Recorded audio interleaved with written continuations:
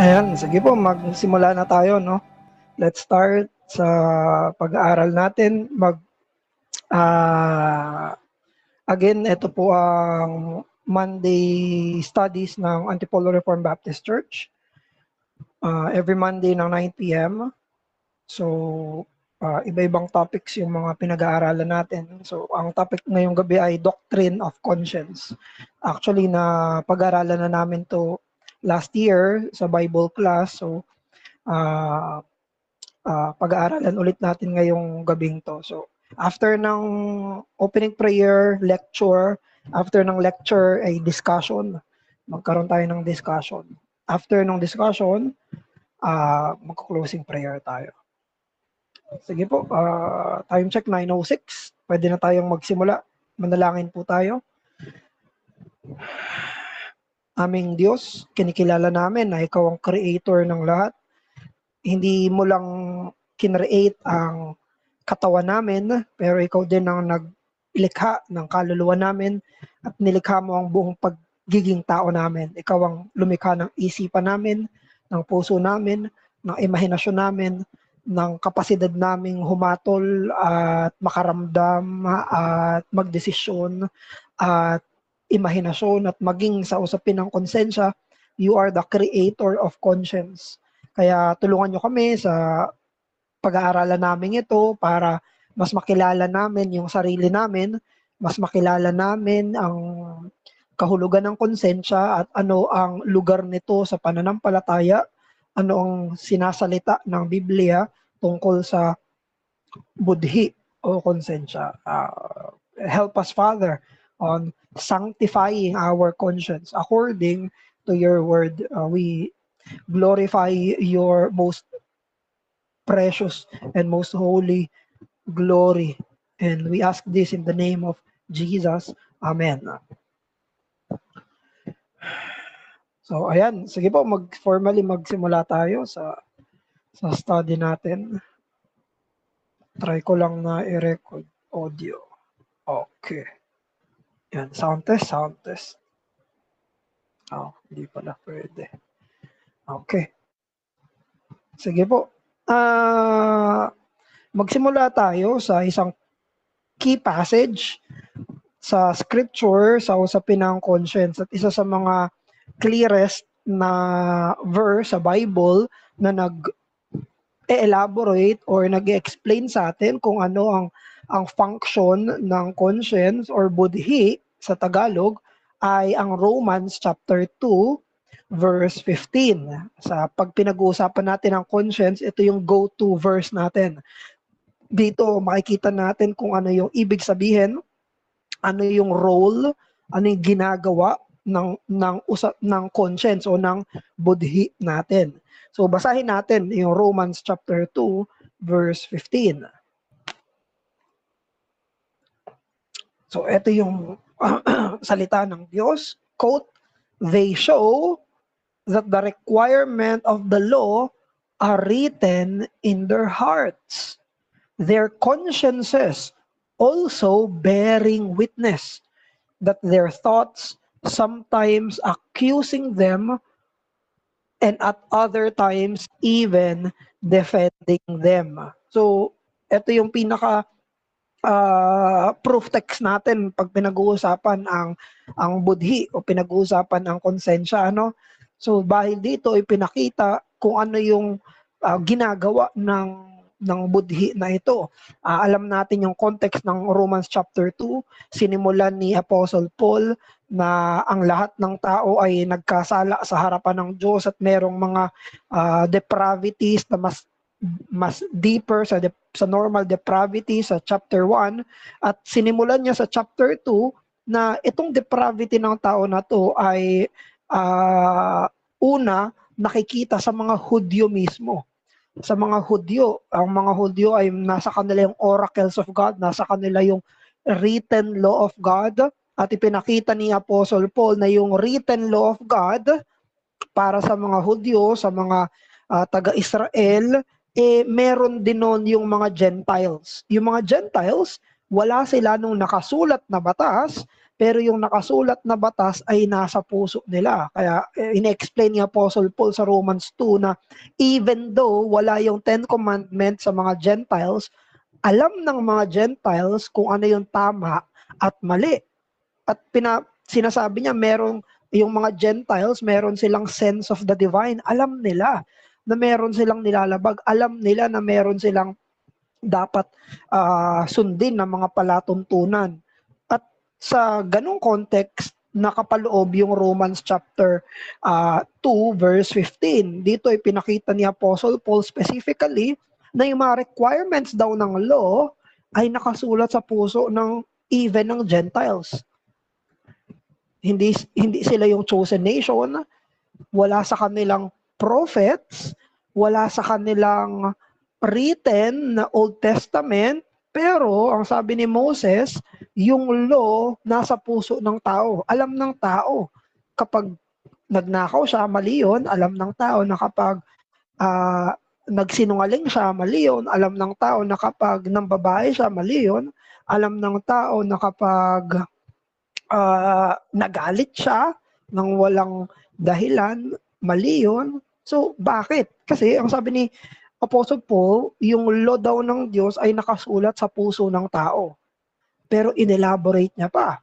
Sabi niya, yung requirements daw ng law are written in the heart and pinaliwanag niya yung function ng conscience. Yung conscience, yung budhi, ito yung testigo, ito yung nagte-testify doon sa law na written in their hearts. Kaya yung conscience na yon, anong ginagawa niya? It functions dun sa kanilang isipan.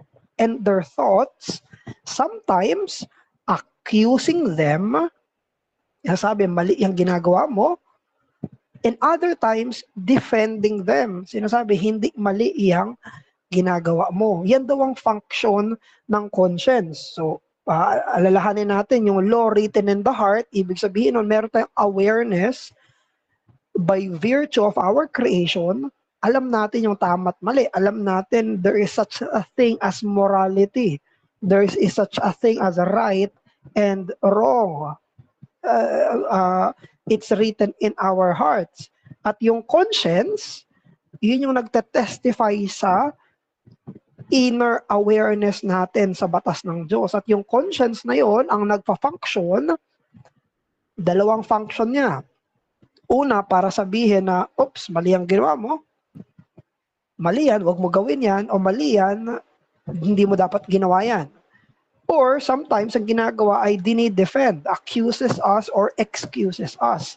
Ang konsensyo, ang budhi ang nagsasabi sa atin, hindi naman mali ang ginawa mo, okay lang yan. So from dito sa text natin na to, na Romans chapter 2, verse 15, nakita natin ang function ng law. Ang conscience, it is not the law, but the conscience bears witness to the inward law. Ang conscience natin ang nagtuturo sa atin kung ang ginagawa ba natin ay morally acceptable or morally unacceptable. Kaya kung bibigyan natin ng definition yung conscience, ganito yon. So, pa-slide po, Deacon. Ang conscience, hindi ko pala sinulat. So, yung conscience ay, yun yung witness, yun yung testifier sa divine law written in the human heart. So, yun yung basic definition ng conscience. Ang conscience, ito ang witness sa divine law written in the human heart. Alam natin, di ba, yung word, yung Greek word na conscience ay galing sa word na suneidesis, na ang ibig sabihin ay with knowing, with knowledge. Alam natin kung ano yung tama at ano yung mali. Ano rin ito di ba? Yung science ay knowledge, yung con ay with. So with knowledge, con siyensya. Ito yung definition ng dalawang pastor, theologian, na si Kevin DeYoung saka si John MacArthur. Sabi ni Kevin DeYoung, may isa siyang book, recommended natin yung book ni Kevin DeYoung na The Art of Turning. So, Sabi ni Kevin DeYoung sa book niya na yon, the conscience is the moral faculty within human beings that assesses what is good and what is bad. Yung conscience daw natin, isa ito sa mga nagtuturo sa atin or nag-evaluate sa mga actions natin or sa mga ginagawa natin bilang creature ng Diyos, bilang moral creature ng Diyos, kung ginagawa ba natin ay tama or hindi. Si MacArthur naman, sabi ni John MacArthur, regarding sa conscience, sabi niya, the conscience, he defined, is a built-in warning system that signals us when something we have done is wrong. The conscience is to our souls what pain sensors are to our bodies. It inflicts distress in the form of guilt whenever we violate what our hearts tell us is right. So maganda yung definition dito ni John MacArthur na nagbibigay liwanag sa function ng ng conscience. Sabi niya yung ano daw natin conscience para siyang pain sensors ng katawan natin. Kasi yan ang nakakaramdam lang tayo ng sakit dahil nagbibigay ng signal yung mga veins, yung mga nerves natin papunta sa utak at yung utak ang nagbibigay ng signal doon sa mga nerves natin. Sinasabi, yan ay masakit, yan ay dangerous. Yan ang ginagawa ng pain sensors. Nasasaktan tayo. Bakit? Kasi sabi ng utak natin, dangerous yon. Mas dangerous, mas masakit. Kaya tayo nasasaktan. Pag naiipit ang daliri natin, natutusok tayo ng matalas na bagay, nasasaktan tayo dahil sabi ng utak natin. Yung utak natin ang bibigay ng signal. Kaya merong mga, mamaya pwedeng gawing illustration yan para sa iba't ibang klase ng deformed conscience na merong mga abnormalities kung saan ang isang tao ay hindi nakakaramdam ng sakit. May abnormality na sa kanyang pain sensors. Ganun din sa conscience natin. Kapag sinasabi ng conscience natin na mali yung ginagawa natin, nasasaktan tayo. Pero ang tawag doon sa sakit na yon ay guilt. 'Di ba? Pag may ginagawa tayong kasalanan o mali, nag-guilty tayo. Ganyan ang ginagawa ng konsensya. Kapag hindi naman against our conscience ang ginagawa natin, hindi tayo nag-guilty. It's okay. Walang problema. Pero kapag may ginawa tayong inisip tayo, sinabi tayo, ginawa tayo, at yun ang sasabihin ng conscience natin that is wrong, it comes in the form of guilt. Kaya, pag-usapan natin ang violation ng conscience. Yung violation ng conscience. So, pa-next slide po. Pag pinag-usapan natin ang violation ng conscience, kapag ba hindi ako sumunod sa conscience ko, sinful ba iyon? Is it sinful to go against my conscience? Meron akong pinaniniwalaan sa sarili ko na ito yung tama, ito yung mali. Kapag ba ginawa ko yung alam kong mali, yun ba ay sinful? Ultimately speaking, ang answer ay yes. Yes.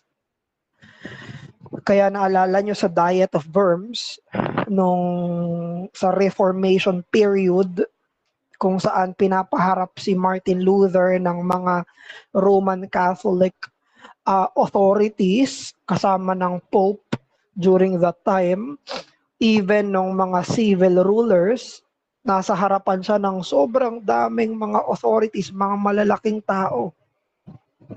Ang sabi sa kanya, i-recant mo yung lahat ng mga sinulat mo. Yung mga religious books, religious treatise na sinulat niya, yung iba doon ay against sa Roman Catholic church, lalo na yung justification by faith alone. Sinabi sa kanya, ikaw Luther, i-recant mo yan. Sabihin mo, pinagsisisihan mo yung ginawa mo, sabihin mo, mali ang lahat ng sinulat mo. Alam natin yung sagot ni Martin Luther. Sabi niya, I will not recant. Sabi niya, hindi ko tatalikuran yung mga sinulat ko. Bakit? Ito yung sinabi niya. It is neither right nor safe to act against conscience. Sinabi ni Luther, ang daming tao, ang daming authorities na pwede namang siya doon, pwede namang sumunod na lang siya. Pero anong sinabi niya? Hindi tama at hindi rin ligtas na magdesisyon siya laban sa kanyang konsensya. Kaya sabi niya, unless I am convinced, kung makukumbinsin niyo ako na mali itong mga sinasabi ko, according to the Bible, I will recant. Pero sabi niya, kumbinsido siya na ito yung turo ng Biblia. Ayon sa kanyang conscience, yung tinuturo niya ay according to the Word of God. Kaya sabi ni Luther, hindi safe. Hindi safe na i-violate niya yung kanyang conscience. Hindi pwedeng sundin niya yung mga malalaking tao against his own conscience. Now, magbibigay tayo ng isang thought experiment. Kunwari, may isang tao na nakakita siya ng 1,000 pesos. Kunyari, nasa loob siya ng nasa kalsada siya. Yan, nasa kalsada siya. Tapos, nakakita siya ng 1,000 pesos. Tapos, kinuha niya yon, binulsa niya, inuwi niya. Pero ang totoo pala yon, pera niya yon. Siya yung nakahulog. Naihulog niya yung pera niya. Pero hindi niya alam. Hindi niya alam na 1,000 pesos niya yon, nahulog niya lang. Pero kinuha niya unknowingly na hindi niya alam na sa kanya yon. Ang question, nagkasala ba siya o hindi? Nagkasala ba siya o hindi? Ang answer doon is nagkasala siya. Pwedeng sabihin ng iba, pera niya naman yon. Bakit siya nagkasala? Bakit mo sasabihin kasalanan? Pera niya naman yon. Tandaan natin, nagkasala siya hindi dahil hindi niya pera yon, nagkasala siya dahil ang intention niya ay magnakaw. He acted against his conscience. Nag-act siya, ang intention niya ay alam niyang hindi sa kanya yon during that time, alam niyang hindi sa kanya yon, pero kinuha niya pa rin. Alam niya sa konsensya niyang mali yon, pero ginawa niya pa rin. So, hindi ang usapin dito kung pera niya ba yon o hindi. Dahil nung ginawa niya yung act na yon, sa isipan niya, iyon ay hindi sa kanya. Kaya we follow this principle na nagkakasala tayo kapag vina-violate natin ang konsensya natin. Not because the conscience is perfect. Not because the conscience is perfect. But because our motive was determined to violate what we believed to be the law. So let me repeat that. We sin when we violate our conscience, not because the conscience is perfect, but because our motive was determined to violate what we believed to be the law. Nagkakasala tayo kapag we are going against our conscience. Hindi natin sinasabi na ang conscience ay perfect. Kahit ang isang imperfect conscience, kapag violate, kasalanan. Why? Kasi pag violate mo yung conscience mo, you are determined na gawin yung pinaniniwalaan mong tama. Rather, gawin yung pinaniniwalaan mong hindi tama. So, now, punta tayo sa mga conscience na deformed. Merong 4 na sabi ni Kevin DeYoung, these are the consciences that misfires. Magaan pa yung word niya, no? Magaan pa yung word ni Kevin DeYoung. Sabi niya, consciences that misfires. Ito yung mga consciences na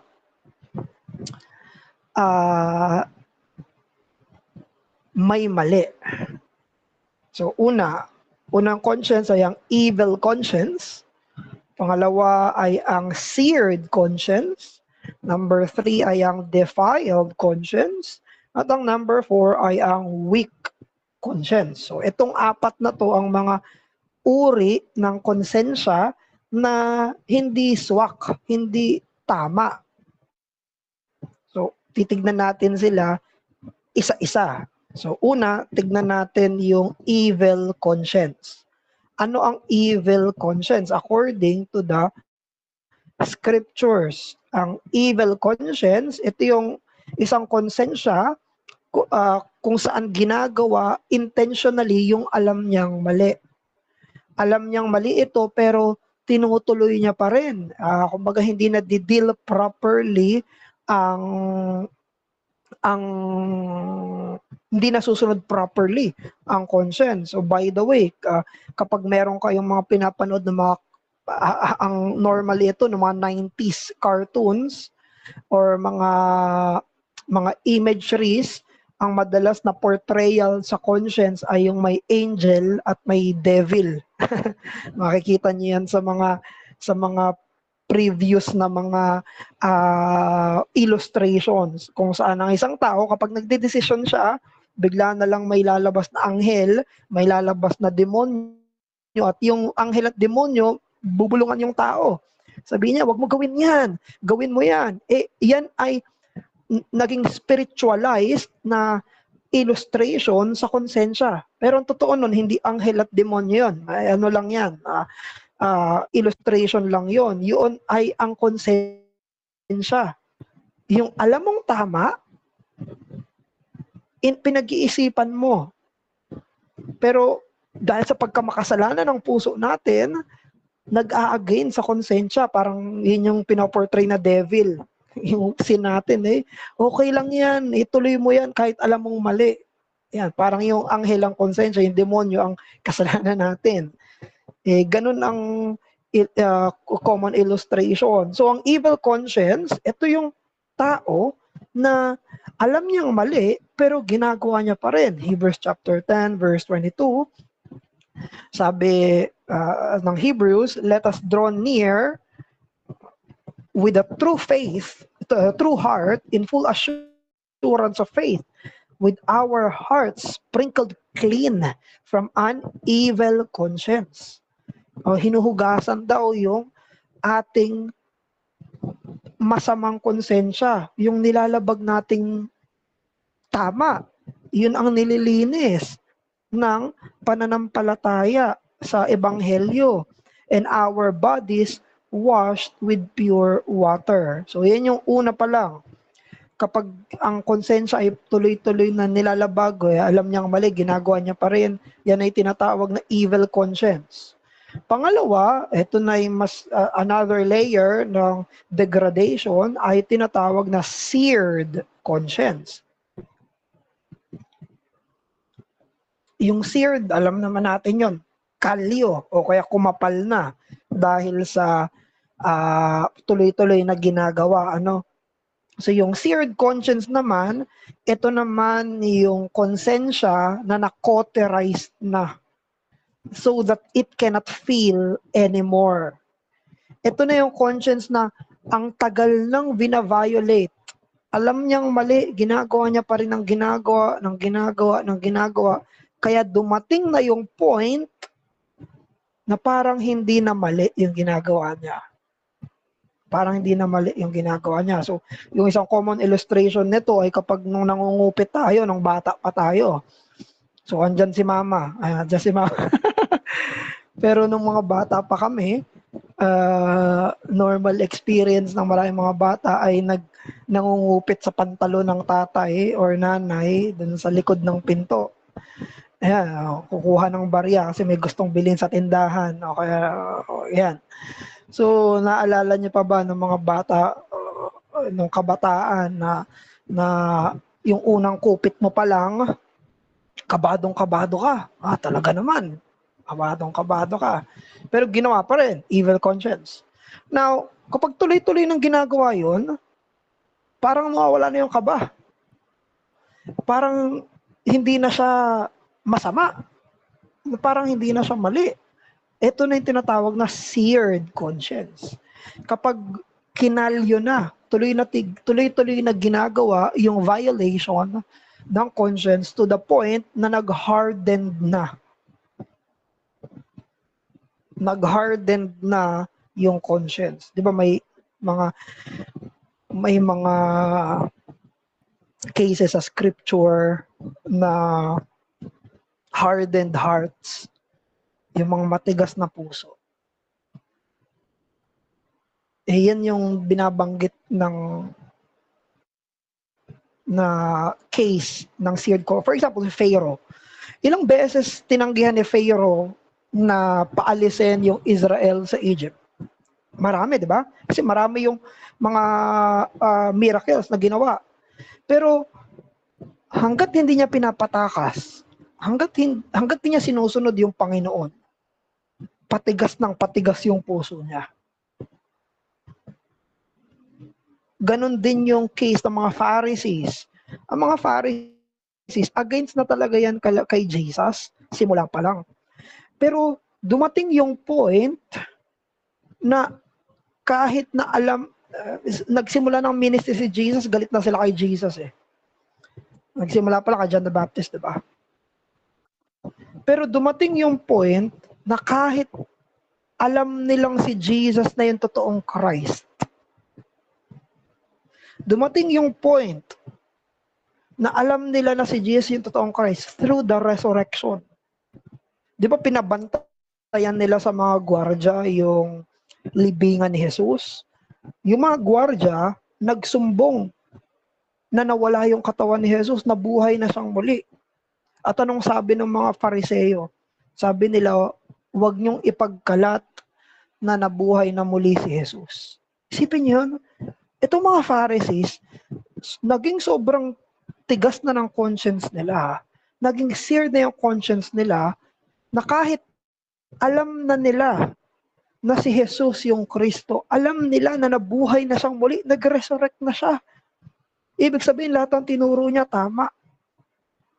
Pero, tinuloy pa rin nila na hindi manalig kay Jesus. So what does it tell us? Na ang conscience na tuloy-tuloy na vina-violate ay nagiging seared, kumakapal, kumakalyo, to the point na hindi na maramdaman yung function. Katulad nung sinabi ni John MacArthur ng comparison ng isang conscience ay yung pain receptors, pain sensors natin. May mga tao na hindi makaramdam ng sakit. Abnormality yon.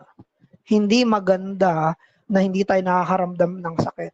Kapag may mga tao na tinusok nila yung daliri nila tapos they do not feel anything, that is abnormality. May mali. Ganun din yung seared conscience. Kapag mali na yung ginagawa pero parang wala lang sa kanila, ano yun? Wala lang. That is seared.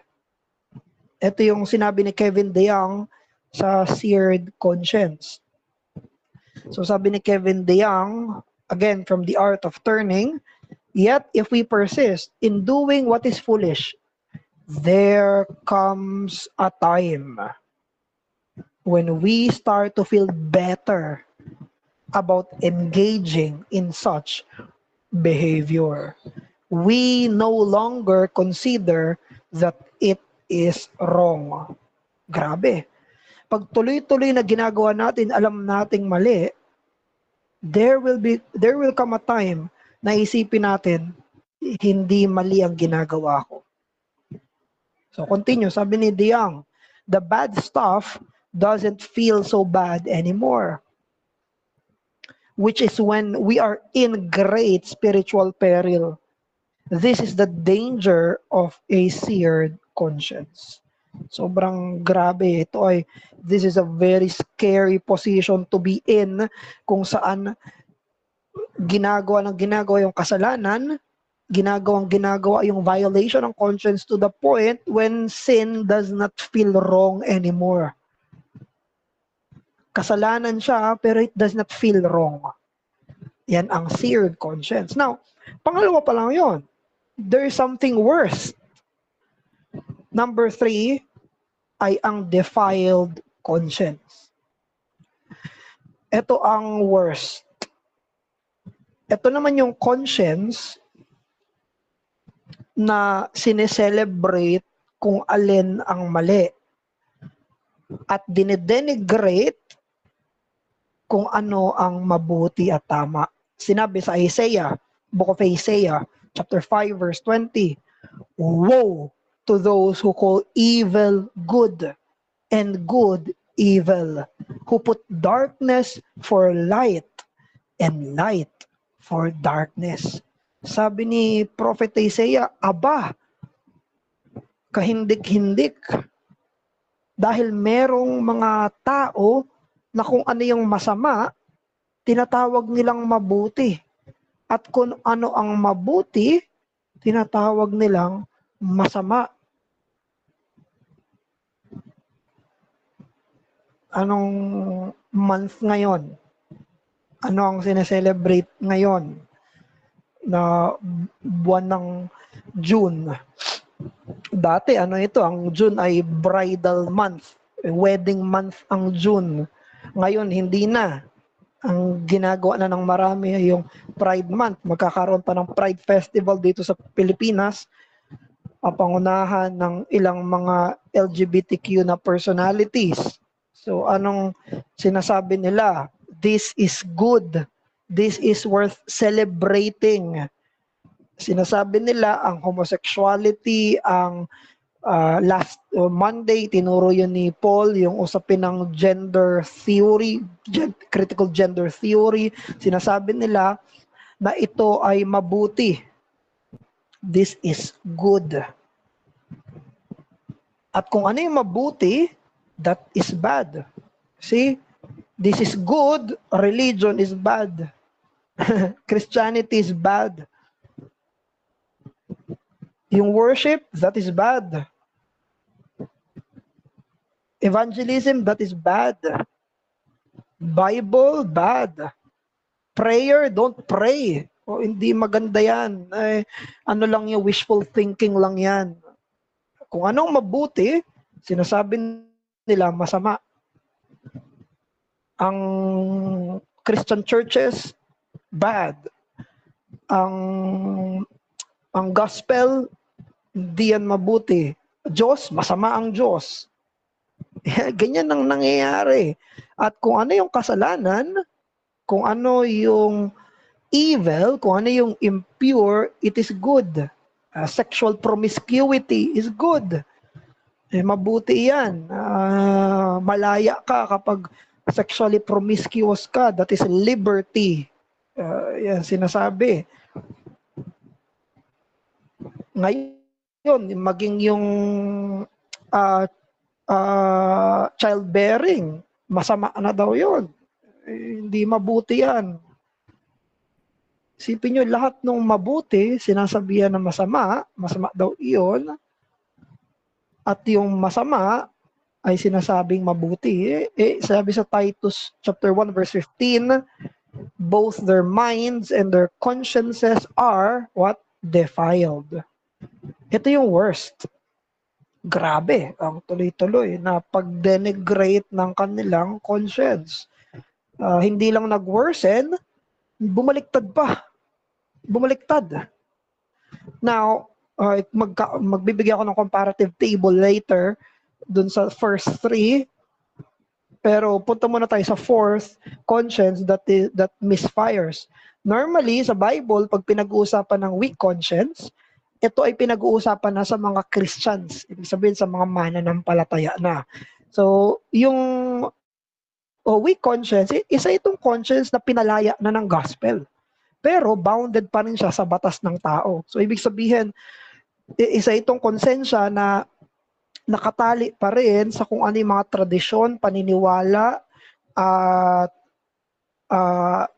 at sinasabi ng kultura na tama at mali. Kaya makikita nyo continuously sa New Testament, specifically, Book of Romans, Book of Corinthians, pinag-uusapan na may strong brothers, may weak brothers. Hindi faith ang pinag-uusapan doon. Hindi sinasabi ni Apostle Paul na may malakas na Kristiyano at mahinang Kristiyano.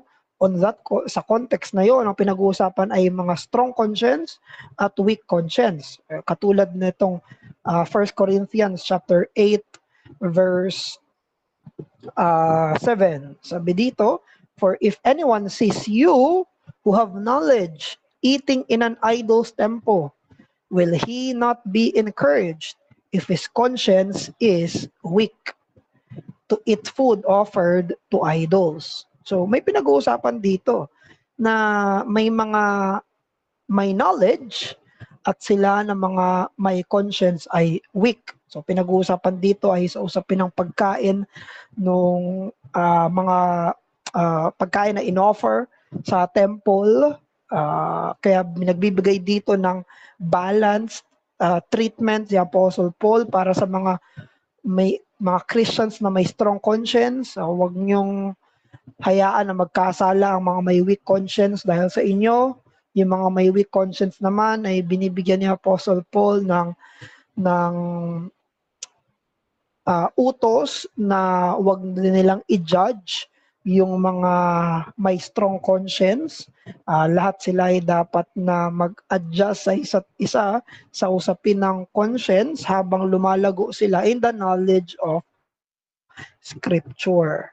So, bago ako pumunta dun sa Scripture, sinasabi ng Scripture sa conscience, so punta muna tayo dun sa comparative table na ginawa natin. So, ito yung hindi ko sinama yung number 4 dahil yung number 4 ay Christian na yon. So,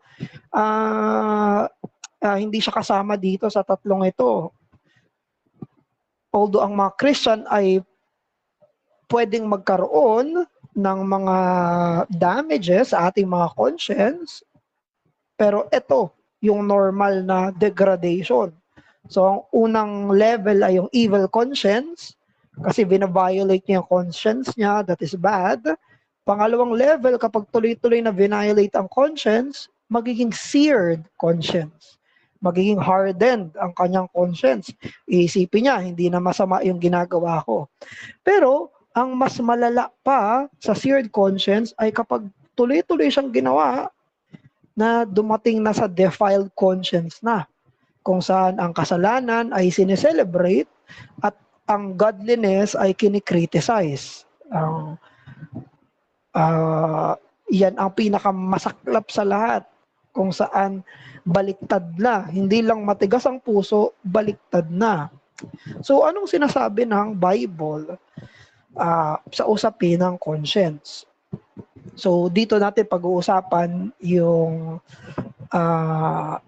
comparison natin. So paano natin titignan, paano natin ipa-perceive ang Bible at ang conscience, at yung challenge na kailangan ma-sanctify ang mga conscience natin. So una, anong kinalaman ng Scripture sa conscience? So ang kinalaman nun unang-una sa lahat, tandaan natin, ang Scripture ang pinagmumulan dapat ng walang bahid na moral law ay superior sa ating conscience. Yan ang tatandaan natin. Ang Bible, ang walang dungis, walang bahid, na pinagmumulan, ang source ng moral law na mas higit kaysa sa ating mga conscience. So itong Bible, ito ang conscience. Itong Bible, above yung conscience, above yung Bible sa conscience. Yung Bible ang higit kaysa sa consciences natin. Therefore, yung kung gaano kalinaw yung conscience natin, kung gaano ka unstained yung conscience natin ay depende kung gaano ka-clear sa atin ang salita ng Diyos. The clarity of our conscience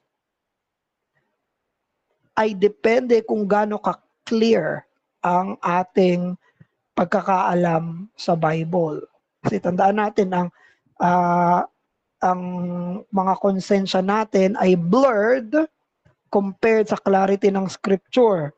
Our conscience can be wrong. The Scripture cannot be wrong. Kaya ang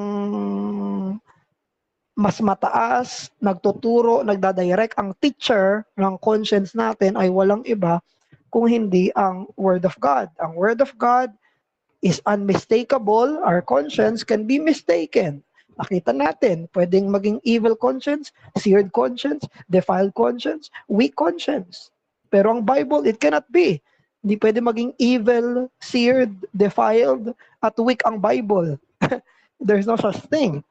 Ang Bible ay pure, without blemish. Ang Scripture, ito nagtuturo sa atin kung ano ang pamantayan ng Panginoon.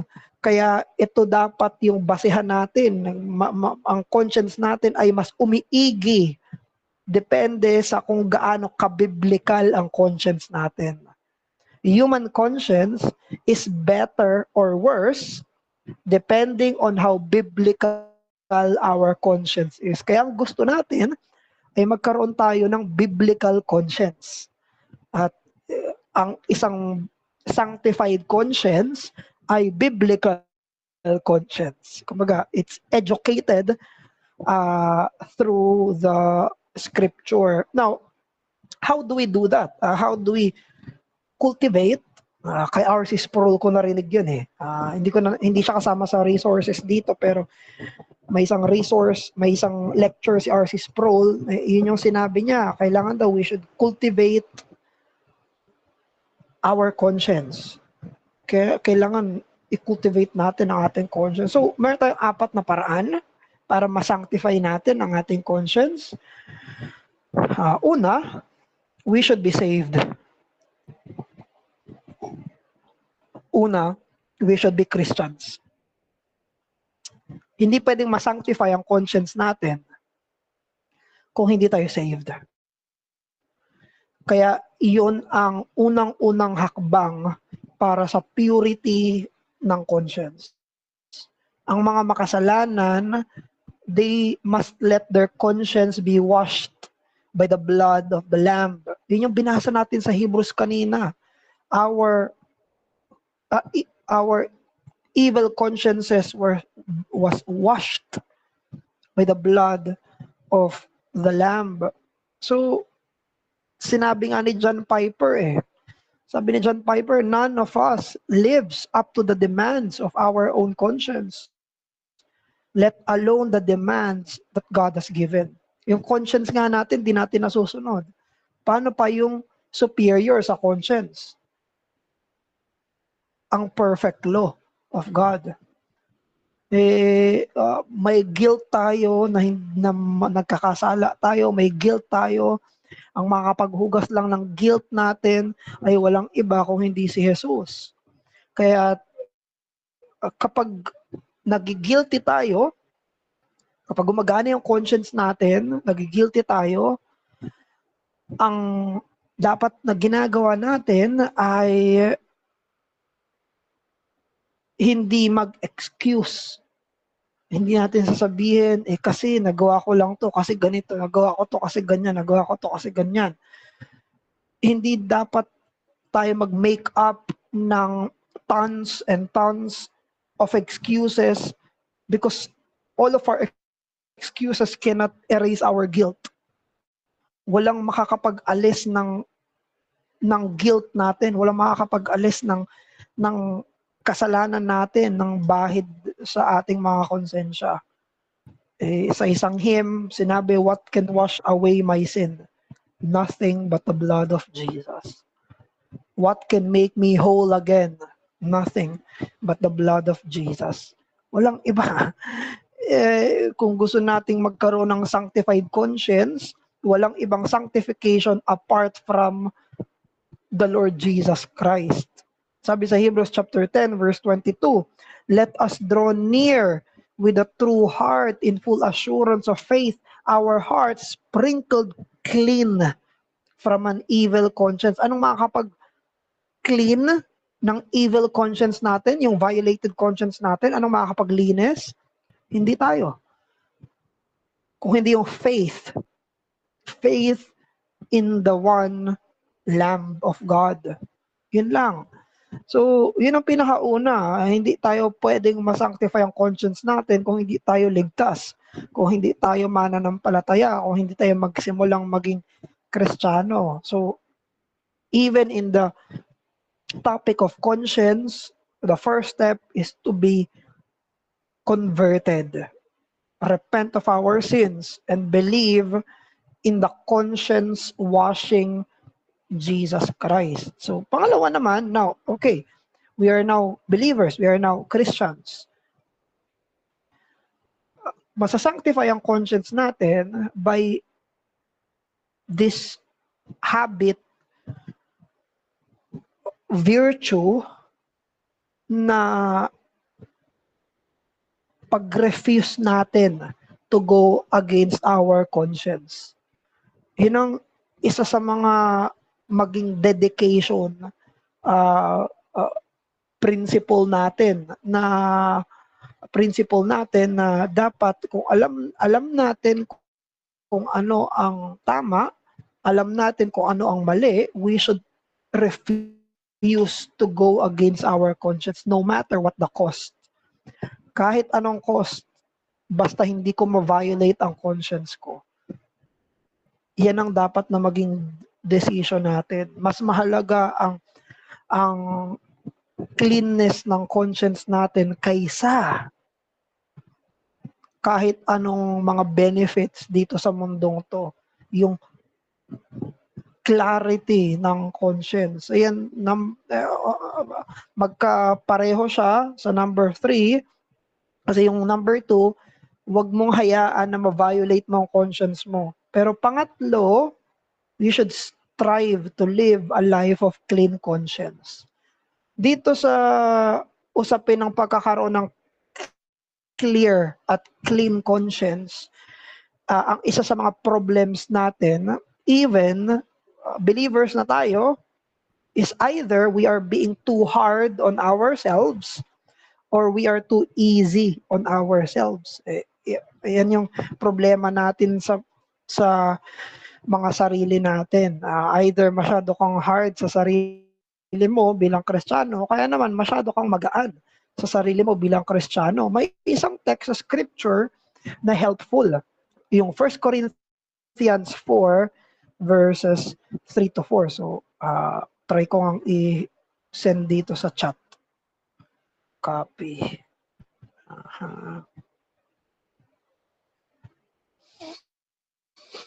Ayan. So sabi dito ni Apostle Paul, but with me, it is a very small thing that I should be judged by you or by any human court. Sabi niya, in fact, I do not even judge myself. For I am not aware of anything against myself, but I am not thereby acquitted. It is the Lord who judges me. So, alam niyo, si Apostle Paul, mamaya may mababasa tayo na sinasabi niya palagi na nag-i-strive siya na maging clear ang kanyang conscience. At paano natin magagawa yun?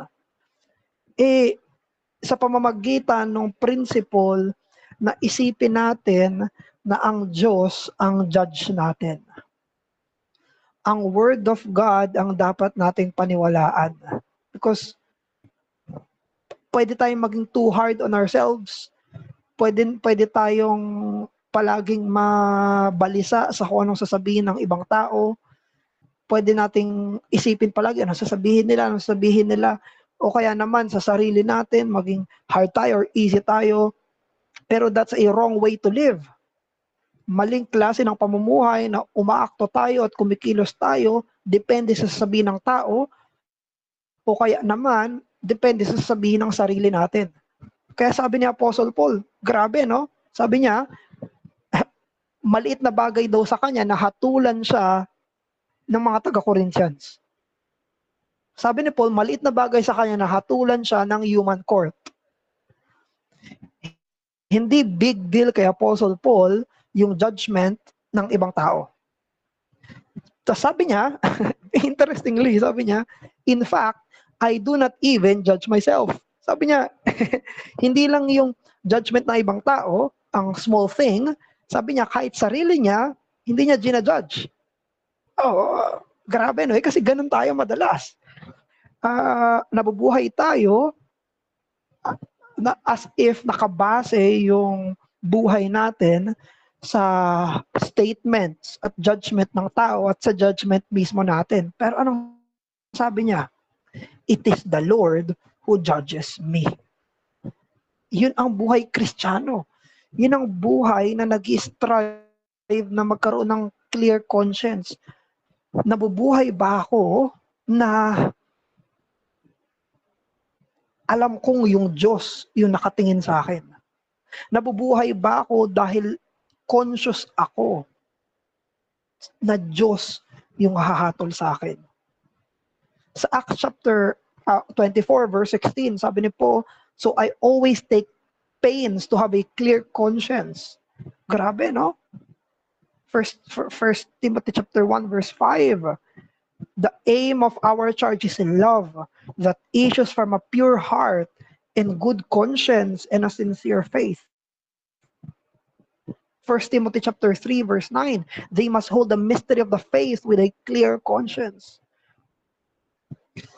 Of course, meron tayong reputation at testimony na dapat pangalagaan at lalo na towards unbelievers, pero ang primary natin ay before God. So, very helpful 'yon na bilang mga mananampalataya, ang goal natin ay anong sasabihin ng Diyos. Kasi yun yung judge eh.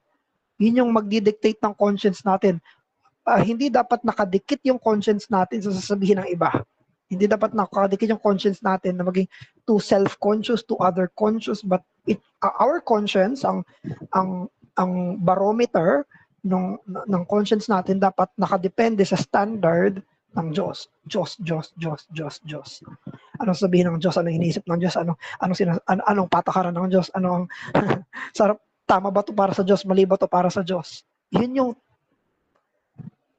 pag-strive ng clean conscience na sinasabi ni Apostle Paul. Na sinasabi niya, as far as I know,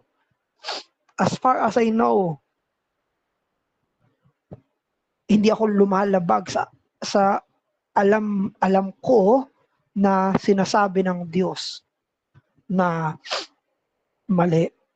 Kaya ito yung sinabi ni Apostle Paul, ni King David rather, sa Psalms. Sabi niya,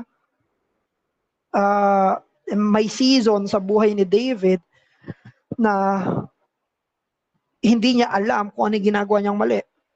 May season sa buhay niya. Kaya sabi niya, the law of the Lord is perfect, converting the soul.